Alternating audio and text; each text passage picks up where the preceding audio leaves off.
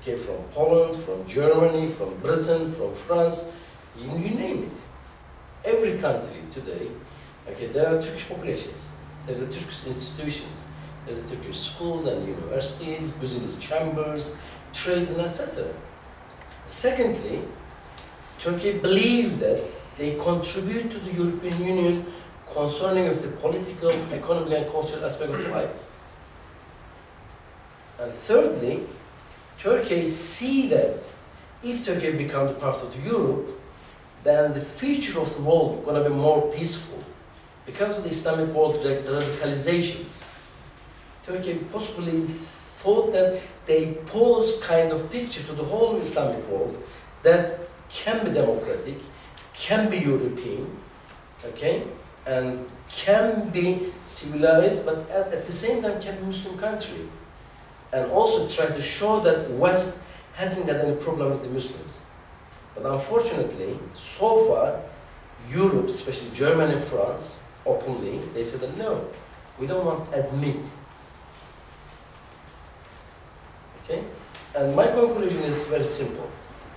Turkey, currently, politically and economically, is much better off than many Western and European Union countries.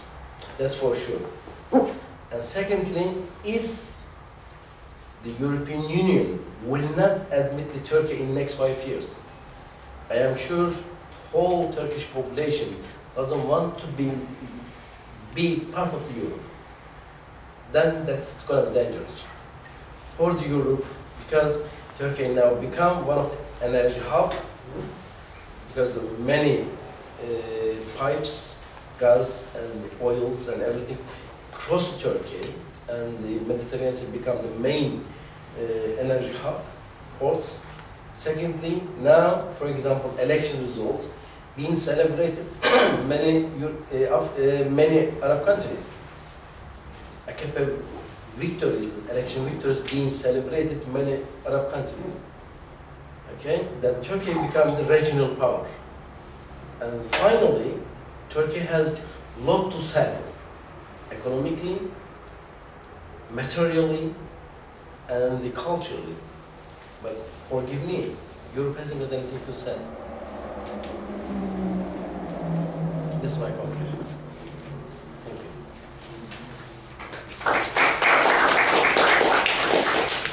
Thank you very much for this interesting lecture. Now we'll start with PhD student David Aslan. Okay, thank you very much. Good afternoon, ladies and gentlemen. It's a great pleasure for me to be with Mr. Szymanski and Mr. Kujawski, as well as I know the best specialist on Turkey. I wish in Turkey we had similar specialists in terms of Poland. And it's a great pleasure for me. I really appreciate their works. And it's a great chance for us to be here. Actually, I was going to talk about Justice and Development Party's last 2 terms and their relations, the relation between Turkey and European Union at this term. Many things I would like to talk about, Mr. Çınar mentioned, but I just want to summarize. I think Justice and Development Party itself is a big phenomenon, although it's not the theme of this discussion. I'm not going to discuss the reasons, the factors, dynamics, but as a party which established in 2001 and shortly after its establishment they won general elections in Turkey, and in the course of 3 elections, both in domestic and general elections, AK Party won, and with increasing its vote percentage, I think it's a big phenomenon. And the theme between Turkey and European Union relations in a government, the majority of administration staff established of post-Islamist, and they were publicly known figures and old colleagues of Mr. Erbakan, and they all were depend to national outlook movement. And the Turkey's relations between Europe has been start to question what's going to be next. And for instance, even this term, I just met, for instance, International Herald Tribune. They just tried to compare Turkey with Malaysia, and even in Turkey itself, our colleagues are going to know that is Turkey is going to be Malaysia, and similar questions just came to debate, and it was really a big question. But on contrary to all expectations, especially first term of Justice and Development Party, thanks to radical reforms, Turkey really got well, and in Brussels 2004, Turkey access to get a candidate membership to European Union, and it was when Prime Minister Mr. Erdogan came back to Turkey in these days. He was met with big crowds, and for this time, specific time period, the European Union was the main theme of Turkish foreign relations and for Turkish public view as well. But with the second term until now, unfortunately, the European Union team is getting gradually less and less.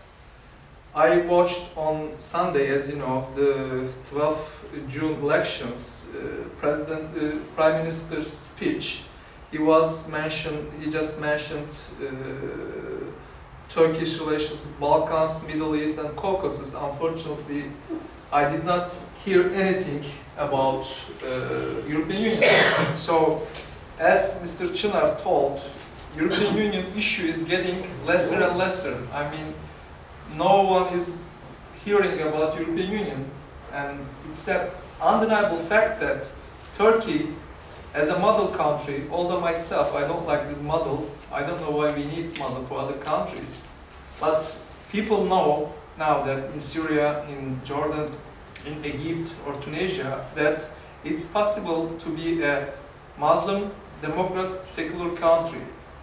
So I think it's Brussels or Washington, I don't know who, should just care this. If it's going as it go right now, European Union question is going to just diminish and people will forget about it.